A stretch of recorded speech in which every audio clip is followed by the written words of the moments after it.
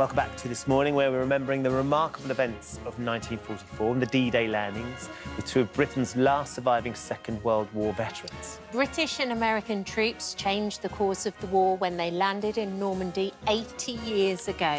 This summer, the last of our wartime heroes will meet on those beaches again to mark the occasion. Getting there relies on London's black cab drivers who, along with donations from the public, have supported ex-servicemen and women since the end of the war. Joining us now is Paul Cook, a London cabbie and deputy chair of the taxi charity for military veterans. And with Paul are two veterans he's hoping to take back to Normandy: former Royal Navy gunner Les Hammond and former Wren Dorothea Barron. Good morning to all of you. Good morning. Yeah. Lovely to see you all here today. Let's start with Paul on the end there. Yep. Before we talk to these two extraordinary people.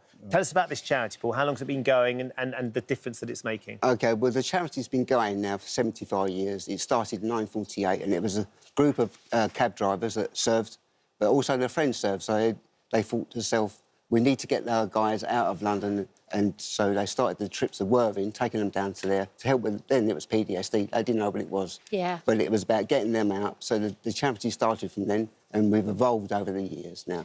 So that was way back in 1948. Yeah. And how many people have you helped along the way, and what have you done along Well, the over way? the many years, we've helped many veterans, and we're working with veterans from all conflicts now. Yeah. You know, young veterans and old veterans, and it's Watch been... it. Watch it. Watch it. All right, yeah. Young veterans and older veterans. And we've been doing that for a long time now, but we've been taking these guys over to Europe for about 20 years now. We've been going to Europe. Right, OK. And what are you looking to do? How much money are you looking to raise, and what are you hoping? Well, what we need to do is raise as much money as possible, because we have not only this Normandy trip that's costing us a lot of money, we have our other future trips to Worthing, which I just spoke about. We have our Christmas trips. We have trips to Holland in September. They all need to be paid for. And these remarkable people need to be looked after. And we are the gold standard when it comes to charity, because we have the taxis are designed for the wheel ramp and everything. And so this is why we need the money. So... Dorothea, if we can ask you, because I know that Paul was being a little cheeky there, suggesting there was age involved with this. Can I be rude and ask you to explain to everyone at home how old you and Les are? How old are you? I'm older than him. Yeah, she's a year older than me. And I'm 99. And I'm 98. 98 and 99 years young. Yes. Still full of life and still full of joy. Les, tell us about... Well, I would be if I could walk properly. Well, you know, the lovely thing is you've got a charity like the it's taxi one of the charity. best charities going. Yeah, tell us what it's done for you. Well, they've done a lot for me. They got me out to different countries like Holland, France, Belgium. They took us everywhere. They take us to a Christmas dinner. They take us down to the seaside. They take us to all different places. But they're worth every halfpenny they can get. They're a great charity, very great. And it makes the change for my life, because they help me, they wheel me about in a wheelchair, and I've got a carer who does it as well. But she's getting a bit old herself. Yeah. Not this lady, my carer. No, I know, but Doris... My carer now is coming up to 80, so she's getting a bit weak. Yeah. But these gentlemen will step in and help her. Amazing. So, Les, you gave me this before. How old were you there? About 16 and a half when that was took. And where were you? That was taken in Portsmouth Right. at the time. But I was on the different convoys, and I got drafted into... We got diverted onto the D-Day turnout. Yeah. Because I was transferred as a gunner. I was put on what they call the DEMS, which is defensive merchant ships.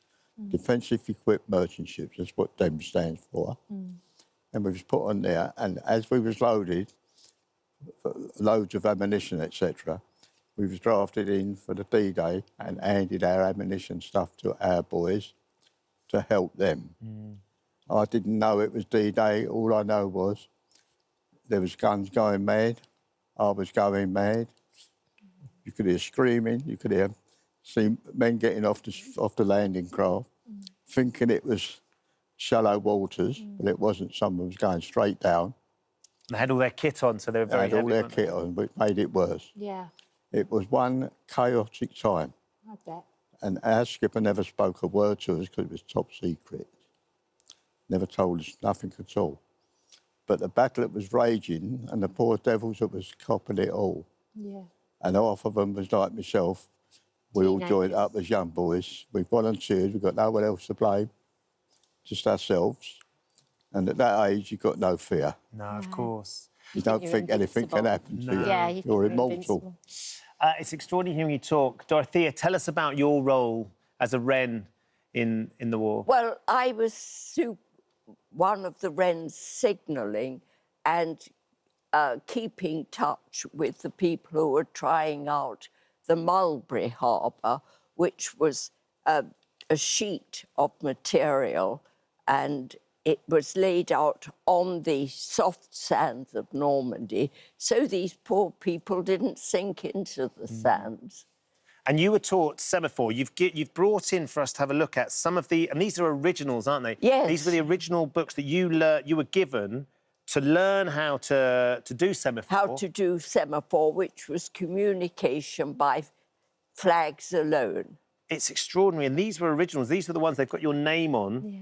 Dorothea Cottrell, Block N, with your number on the front as well. Just extraordinary that you've kept these. These are still, I imagine, very Yes. precious to you as well, Dorothea. By sheer luck, we found them.